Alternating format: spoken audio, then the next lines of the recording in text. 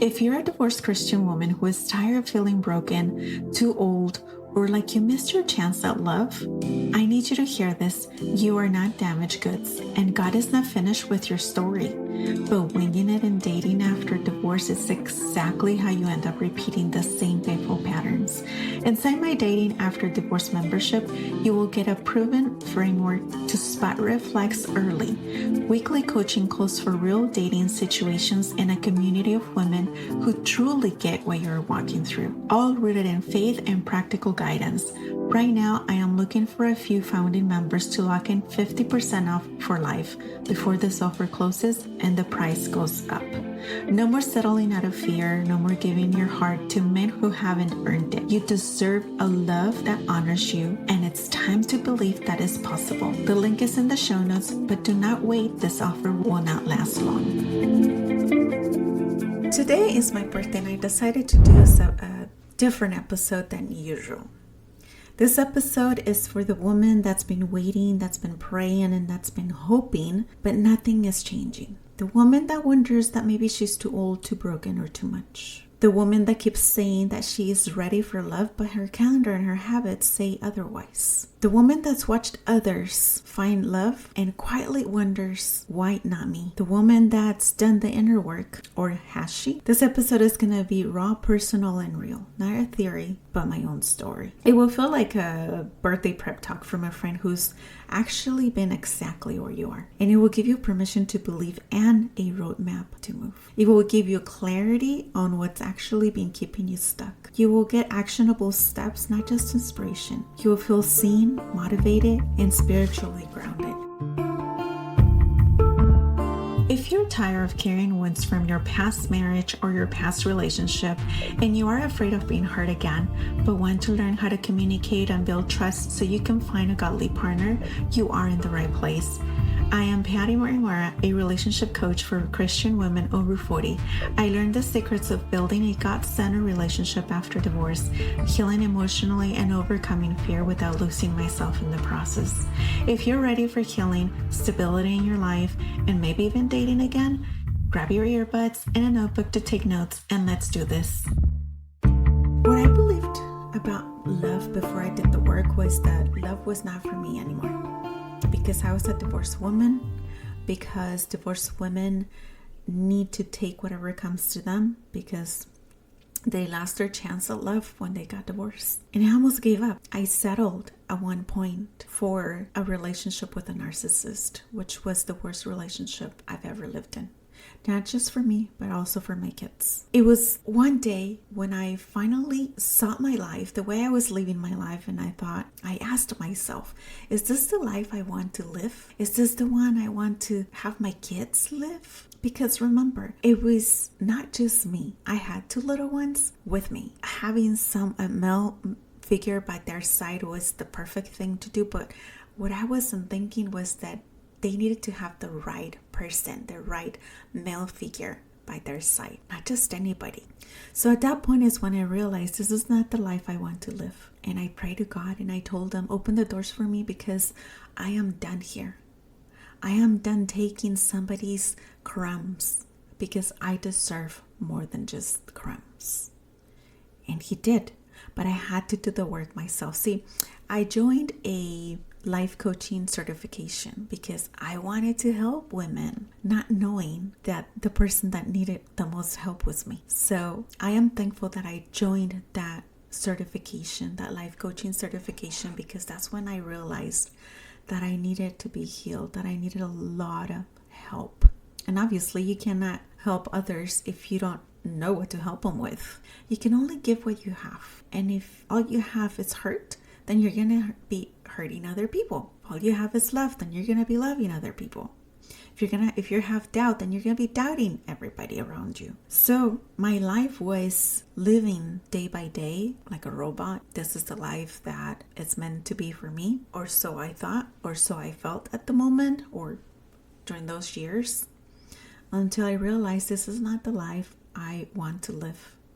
And Christ did not die for me on the cross so I could be miserable the rest of my life. So it was like a light bulb came on, and I decided I didn't want to be in that relationship anymore, and I moved on. It's very easy to point fingers at people, at women, at divorced women that go through this. But it's very difficult to understand that there are reasons behind someone's decision, whether they're right or wrong. So before you criticize that person, try to understand what that person's coming from. I'm not saying if that person's hurting you to allow that person to hurt you. I'm saying try to understand why that person is hurting you, and be more at peace with yourself, with your decision on forgiving them. Maybe right now you are in the same place or a similar place than I was at that time years ago.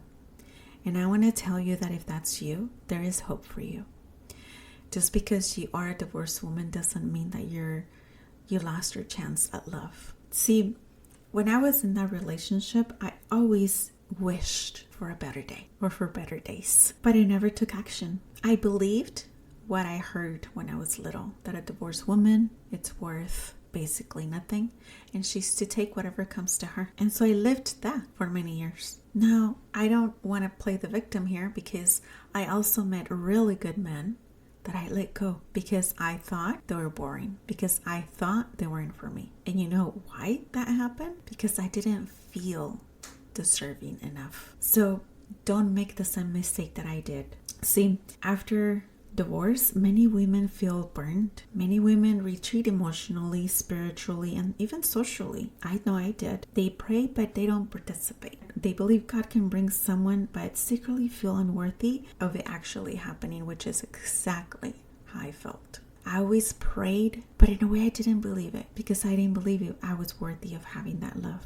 I prayed for it, but then I remember how I lived my life when I was little and what I heard about divorced women, and I believed that more than my belief about being happy. And I want to share this verse with you. James 2:17. Faith without works is death. You could be believing or saying that you believe something all you want, but if you don't work towards it, it's because you really don't believe it. You want to believe it, because I know I wanted to believe that I deserved something better, but it was hard for me to believe it because I didn't know how. And it wasn't until I took the first step and I said, I don't want to live this way forever. So believing God for love while also doing the part. You know, God is not just going to say, sure, I'll bring you the love that you want and you desire. Here it is. You need to do the work. Because just how you want pure love, just how you want a perfect man for you, that man also wants a perfect wife for him. And mind you, there's no such thing as perfect. Only God is perfect.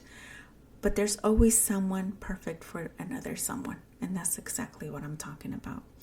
See, being technically open to dating while being emotionally closed off without realizing it, it's something that happens when you have that invisible wall. And that comes from unhealed wounds, from divorce, from betrayal, or loss that create invisible armor. You think that you're ready because time has passed, but you haven't done the work, so you are not ready. We make the mistake many times of saying, God will take care of it, or time will heal. Time does not heal if you don't take action. How many women have you seen that said, time will heal this, and they're still stuck? They're still unhappy because they don't do the work. So you need to know that, yes, time will heal and God will heal, but you have to do your part. It's very scary to move from one relationship where you were a victim to trusting other men. It is. But I'm going to tell you what changed when I put it in God's hands. When I said, this is for you to figure out, and I'm going to take care of your things, meaning I'll do my life coaching for women in the church, and I'll do whatever I can to help other women get to where I am, because they were at the same place where I was before. And I gave that to God. That's when He helped me. That's when He took action, because I first took action. I looked for support, coaching, therapy, community, honest friendships. Many times we go to the wrong people for an advice. Oh, what do you think about this? I've said it before and I'll say it again. Look at how that person that you're going to ask for advice lives her life.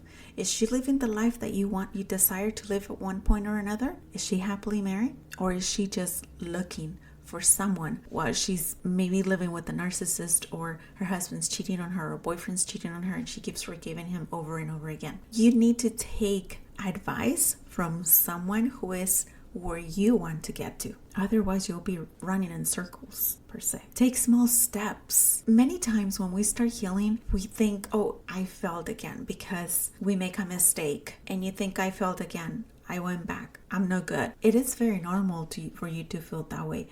But know that you are a human being.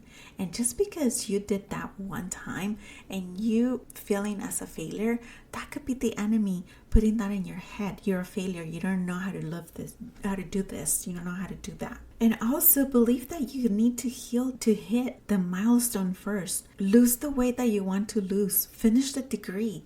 Get the promotion. Feel fully healed before you can pursue love. And again, we can never be fully healed, but at least begin your healing emotionally before you can pursue love. Perfectionism, fear of judgment, and low self-worth disguises as getting ready. You can only overcome this by saying, God, I'm ready. But let it come from your heart. Because I said I'm ready many times and I didn't mean it. So let it come here from your heart and start doing the work. You just have to be available for that one person. Available for change. Available for love. And once you begin the healing work, you will know when that person is for you or not. Identify one condition that you've been using as a delay tactic and release it. Maybe you've been saying all this time, I'm too old. Love at this age, I'm not going to find it. But if you don't believe it, no one else is. You need to believe it. You need to own it. You need to heal. You need to ask God to give you what you desire in your heart. And it will happen, but only if you believe it. So let's recap. I found love at 49, not by luck, but by doing the work. This gives you proof that it's possible. Passive hoping versus active faith. Praying is not enough if you're not also participating. There's a gap between belief and behavior. Audit your actions and align them with your desires. And the last one is emotional unavailability.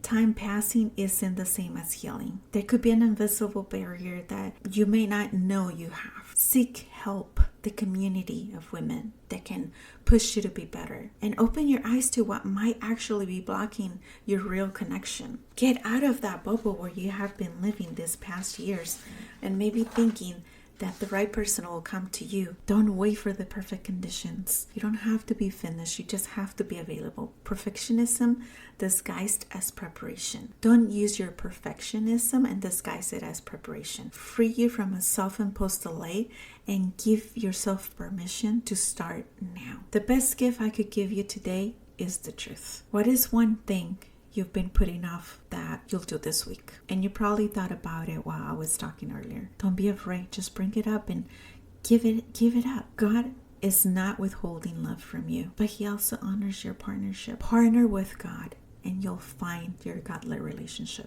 Thank you so much for listening. I hope this episode helped you. I'd love to know. Please send me a message through my Instagram account. I'll be waiting for it. Thank you so much. Blessings. Sister, I hope you enjoyed today's episode. If so, would you take 30 seconds and share this episode with a friend who may want to hear it to help her heal from her past wounds? Also, please leave a quick review for the show on Apple Podcasts. It lights me up to know this podcast is helping you. Okay, now go pour yourself a cup of coffee, open your journal, and sit with everything God spoke to you today. You deserve that quiet moment with Him. I'll meet you back on Tuesday for another episode. And like my mom used to say, que Dios te acompañe siempre. And that translates to, may God go with you wherever you go.